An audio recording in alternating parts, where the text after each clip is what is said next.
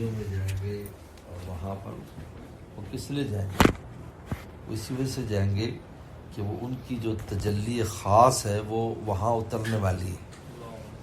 عرفات میں، مینا میں، مزدلفہ میں۔ تو ہمیں حکم ہو گیا بھی گھر چھوڑو، گھر والا وہاں ملے گا، وہاں آ جاؤ، وہاں خیموں میں آ جاؤ۔ تو پہلے شاہی خیموں میں رکھتے ہیں مینا میں، پھر ملاقات کے لیے بلاتے ہیں عرفات میں۔ پھر واپسی پر مزدلفہ میں تھوڑا وقوف اس لیے ہوتا ہے کہ کوئی تمہیں درخواست تمہاری رہ گئی ہو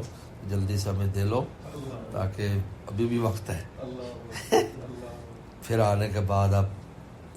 اپنے گھر کی جا آتی ہے، وہ سب کی اجازت ہو گئی۔ اس سے پہلے حاجی کو اجازت نہیں، تو حاجی تو ہمیں یہ باہر کیوں بلایا جا رہا ہے؟ اس لیے کہ اگر معلوم ہوا کہ یعنی اللہ تعالیٰ جب کہ گھر میں جب انسان آتا ہے اور خانہ کعبہ کو چمٹتا ہے، حدیث کے مطابق ملتزم کو چمٹنا ایسے ہوتا ہے جیسے اللہ کی بندہ ذات کے ساتھ لگ گیا، اور حجر اسود کا بوسہ اور استلام ایسے جیسے اللہ تعالیٰ سے مصافحہ کر لیا، پردے کو پکڑ لیا، گویا کہ قمیص پکڑ لی،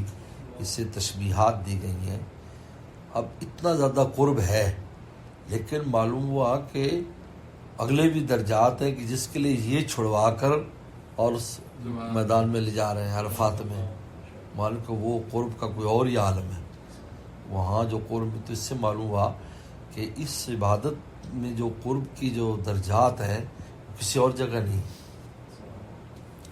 اس لیے یہ بہت عظیم الشان قرب کی نعمت ہے جو یہاں میسر ہوتی ہے۔ اس لیے یوم ولدت امہ، آج ایسے جیسے ماں کے پیٹ سے نکلا، یہ بشارت لے کر ہم عرفات کے میدان سے انشاءاللہ چلیں گے، ہمیں یہ بشارت مل جائے گی جو ایسے ہوگا بھی آج جیسے ماں کے پیٹ سے، یعنی وہ ہے کہ ہماری پیدائش دوبارہ ہو گئی، دوبارہ پیدائش ہو گئی، آج ایسے ہو گیا،